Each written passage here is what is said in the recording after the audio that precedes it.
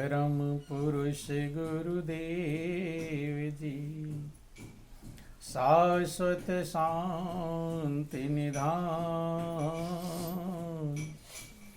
बार बार दंडवत करूं सकल सुखों की खान। सत्य गुरु सत्य स्वरूप लखो, मन चित हो प्रशांत। त्रिविधि ताप का नाश हो, जीवन बनी सुखान।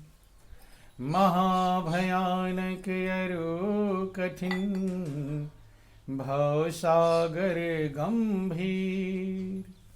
नाम जहाज बिठाए कर, मेटे जन की पीर।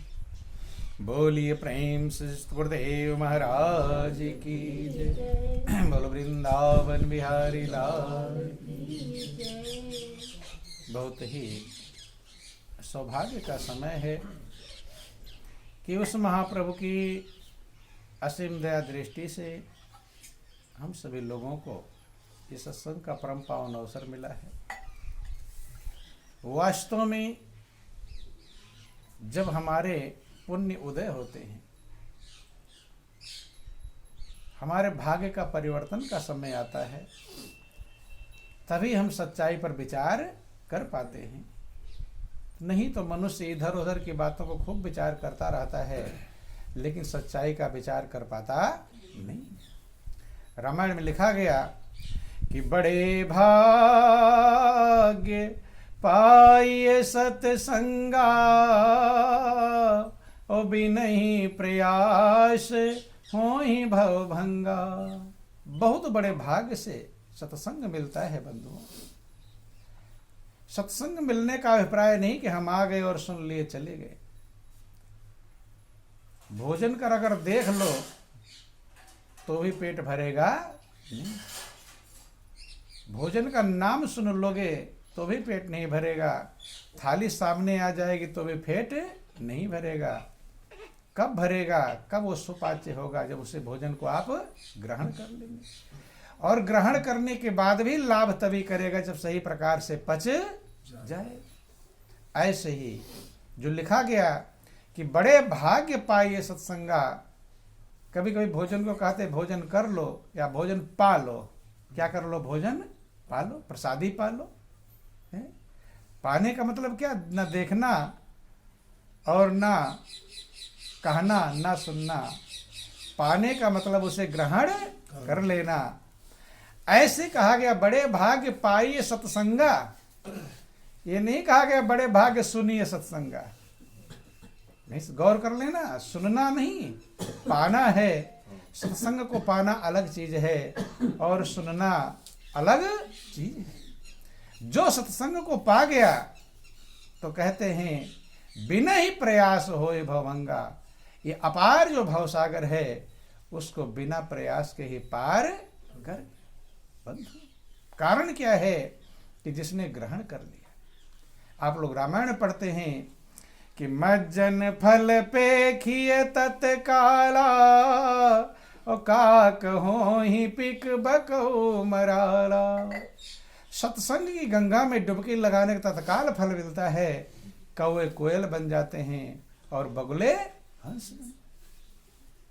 तो तुलसीदास जानते थे कि जब मैं ऐसा कहूंगा कि कौवे कोयल बन जाते हैं, बगुले हंस बन जाते हैं, तो लोग इस बात को विश्वास नहीं करेंगे। आगे कह दिया कि सुनिया चरज करे जनि कोई, और सत्संगति महिमा नहीं गोई। सत्संग की महिमा छिपी नहीं है कि वाल्मीकि नारद घट जोनी, और निज निज मुखनि कही निज होनी। वाल्मीकि हुए, नारद हुए, घट जोनी अगस्त्य को कहा जाता है। अपने मुंह से अपने जीवन में जो गुजरा, अनुभव किया, उसका वर्णन किया। कहाँ थे, कहाँ पहुंच गए। कहानियां सब सुन लेते हैं, कि वाल्मीकि डाकू थे, लुटेरे थे, लूट मार करते थे, गला काटते थे, हैं? और क्या हुआ कि वो वाल्मीकि ऋषि बन गए, हैं? एक शब्द,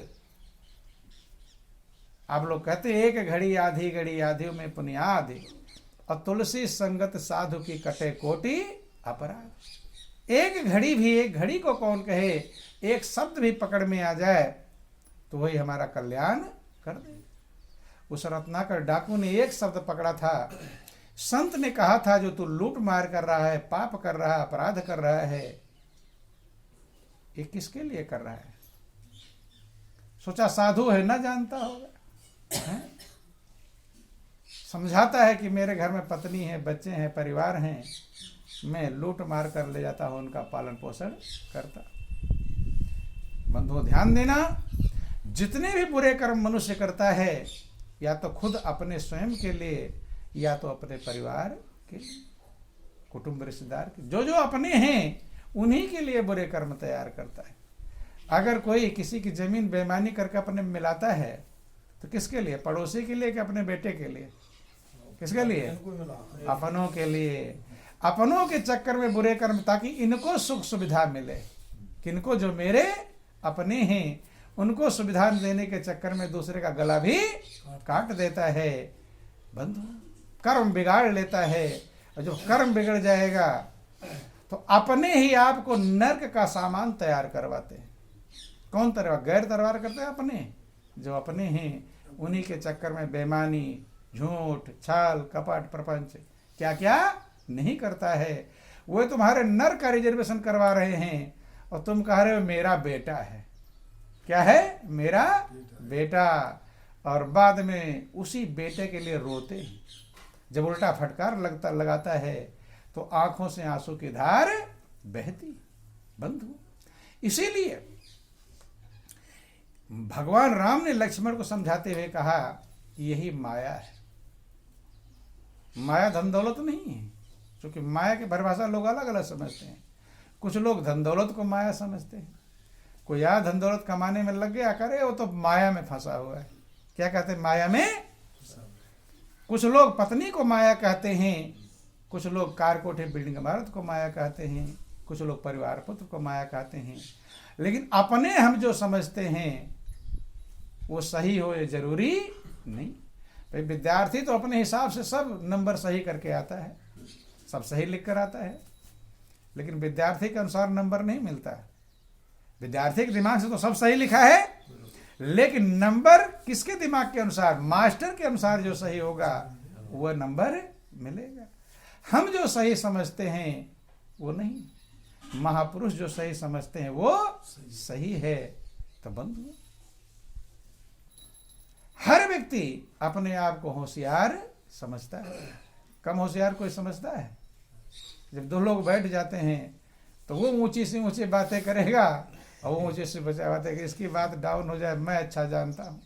बंधु, लेकिन दुनिया का हिसाब लगा लेते हैं, अपना हिसाब कभी लगाता नहीं। कितनों का आप फैसला कर देते? बहुत लोगों का फैसला कर दिए होंगे। दो लोग बैठकर बातचीत करते रहते हैं, तीसरा सुनता रहता है, नजर उधर और कान उधर। चले जाते हैं तो अब जजमेंट करता है। क्या करता है? फैसला कि वो बुरा था, वो अच्छा था, वो ऐसा, वो ऐसा कहता है, हिसाब लगा रहा है। तो वो दोनों तो वकील थे, बहस करके चले गए, वो जज बन गया। क्या बन गया? अब फैसला लिख रहा है कि ये ऐसा है, वो अच्छा है, वो बुरा है। इसलिए महापुरुष समझाते हैं, दूसरों का मुकदमे खूब देखते हो, लेकिन कभी अपनी फाइल तो देखो, मेरी फाइल में क्या लिखा जा रहा है। दूसरे का हिसाब का फल आपको नहीं भोगना पड़ेगा, आपको अपने कर्मों का फल भोगना पड़ेगा। इसलिए महापुरुष समझाते हैं कि मुकदमे गैर लोगों के हजारों कर दिए फैसल। मुकदमे गैर लोगों के हजारों कर दिए फैसल। न देखी मिसल अपनी को अजायब, यह वकालत है, न देखी मिसल अपनी को अजायब, यह वकालत है। दूसरे का फैसला खूब करते रहते, बिना फीस के वकील हैं। जो आप लोगों का हिसाब किताब लगाते हैं, जिसका हिसाब लगाते हो अच्छा बुरा, उसके घर कौन आया कौन गया, वो फीस दिया था आपको? कोई फीस देता है नहीं है। वकील तो फीस लेकर बहस करता होगा, नहीं है? लेकिन आप बिना फीस के वकील हो, फ्री में सबका वकालत करते रहते हैं। महापुरुष कहते कोई बात नहीं, वकालत करो। अपनी भी मिसल तो कभी देख लो, अपनी भी फाइल कभी देख लो, मेरे फाइल में क्या लिखा जा रहा है। तो बंधुओं, चूंकि आपके पल पल का हिसाब है, एक भी पल ऐसा नहीं है जिसका आपका हिसाब नहीं होगा, चाहे आपको याद हो चाहे न याद हो।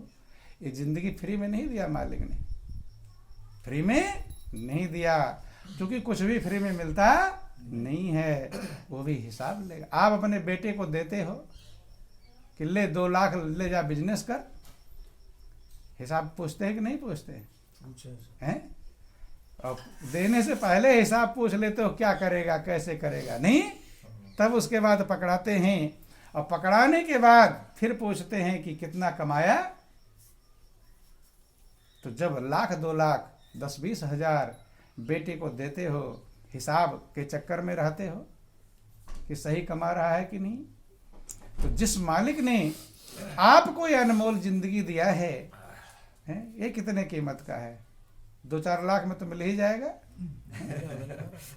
कोई एक बात विचार कर लेना, कोई आपसे आंख मांगे कि भाई अपनी दोनों आंखें दे दो, तो कितने में दोगे आप? बताना, कितने रुपया लोगे तो आंखें दे दोगे? 10-20 लाख? 10-20 लाख में देने वाले करोड़ों में भी अपनी आंखें दे सकते नहीं। ये तो एक अंग है, करोड़ों में नहीं दे पा रहे हो। कान है, हाथ है, पैर है। हाँ, ये कीमत तब नहीं समझ में आती है, समझ में तब आती है जब ये ले लिया जाता है। अभी आंख परमात्मा ले ले, अंधे बन जाओ, तब कीमत समझ में आ जाएगी, कितनी कीमत हमें दिया था, कितनी कीमत की थी। दौड़ोगे, खेत बेचो, खलिहान बेचो, घर बेचो, मकान बेचोगे कि मेरी आंखें कैसे सही हो जाए बंद। लेकिन दिया है, महापुरुष कहते हैं, हाजिर में हुज्जत गैर की तलाश। जो मिला है उसकी हम कदर नहीं कर पाते, और जो नहीं मिला है उसके लिए हम तलाश जारी रखते हैं। ये मनुष्य का स्वभाव है बंधु। हाँ, अगर कदर और कीमत नहीं समझ पाएंगे तो हमें पछताना पड़ेगा। पछताना ना पड़े इसलिए संत महापुरुष समझाते हैं, पहले चेतावनी देते हैं बंधु। हाँ, आप भी लोगों को समझाते तो जरूर हो, लेकिन तब समझाते हो जब देर हो जाती है। क्या हो जाती है? देर। जैसे आपके घर का कोई आदमी मरने लगे, आपको लगेगा कि अब मरा कि तब मरा, मरने वाला है, तब उसे कौन सा पाठ पढ़ाओगे? खेती वाला पाठ पढ़ाओगे या बिजनेस वाला?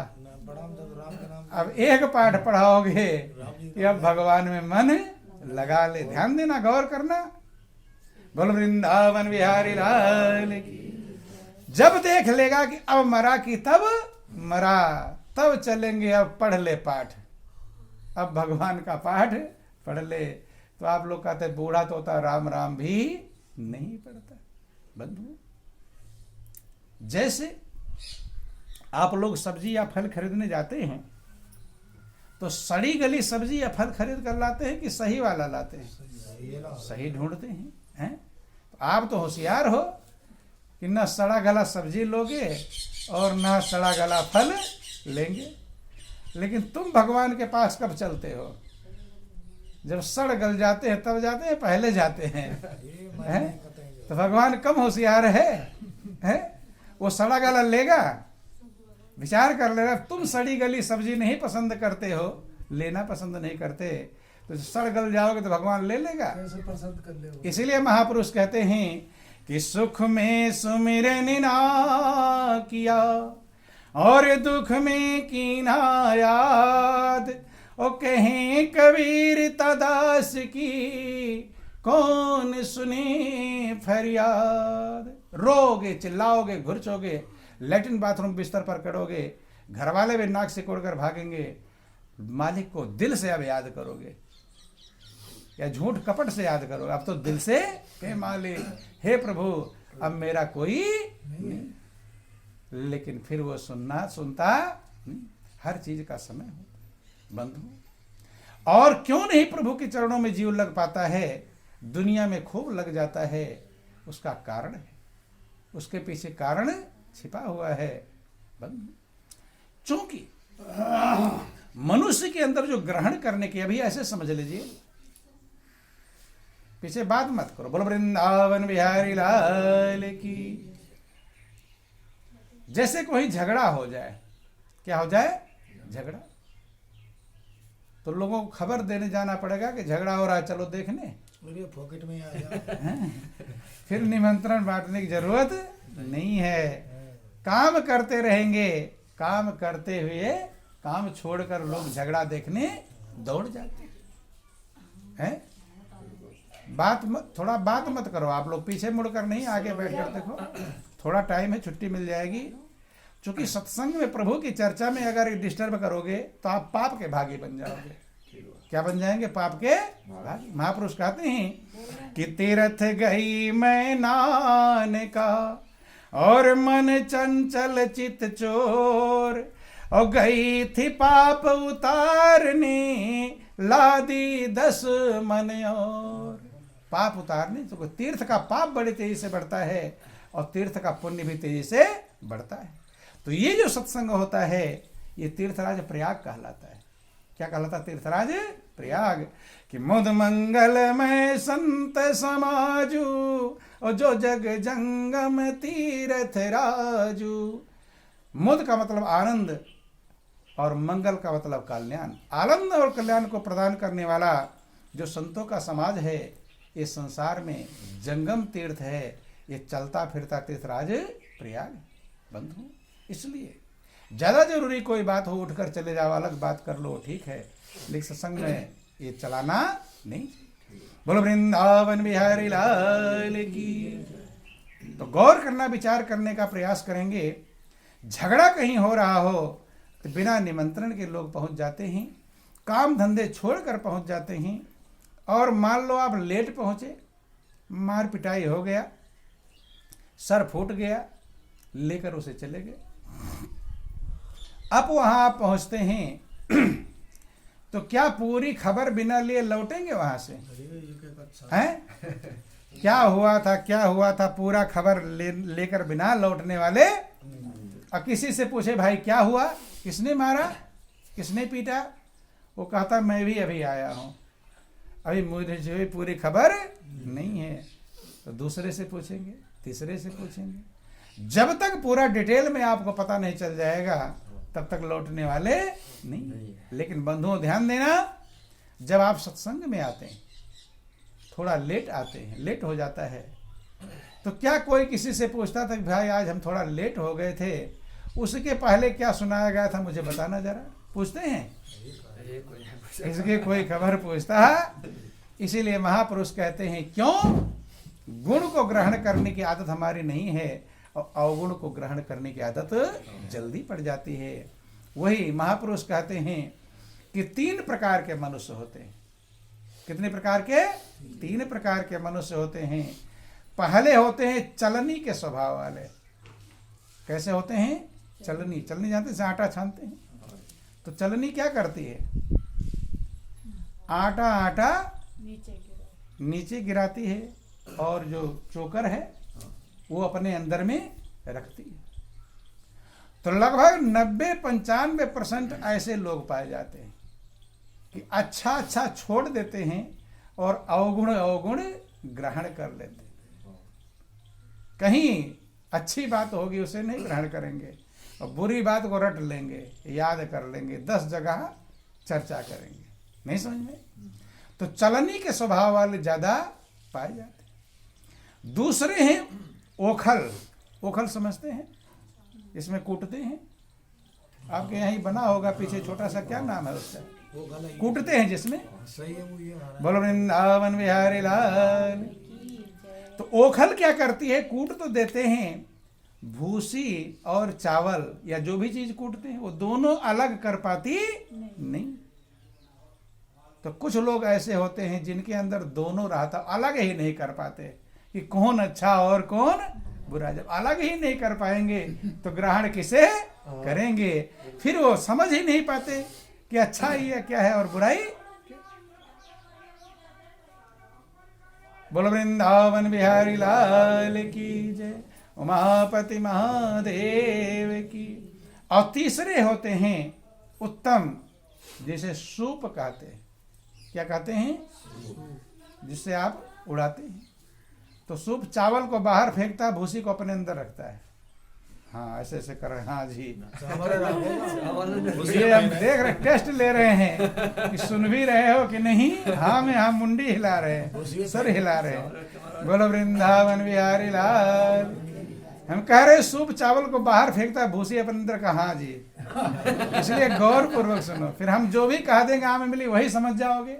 अपने भी तो बुद्धि का प्रयोग करो, सही कह रहे हैं कि नहीं कह रहे।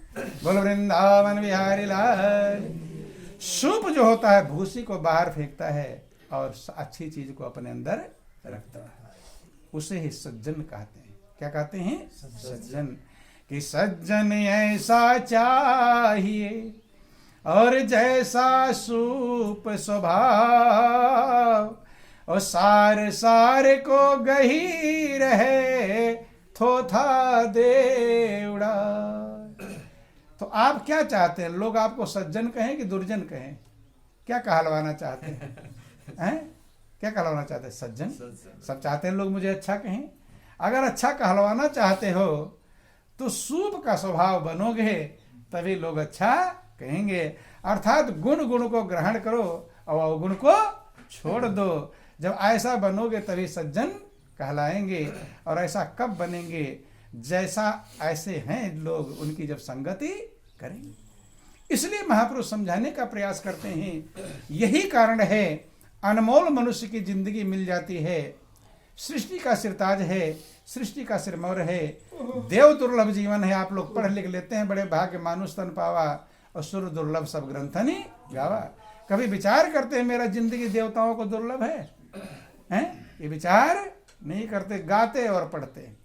महापुरुष कहते हैं ये कहने सुनने से काम नहीं चलेगा, काम चलेगा समझने से, विचार करने से। कि कहन सुनन की है नहीं और देखा देखी बात, और दूल्हा दुल्हन मिल गए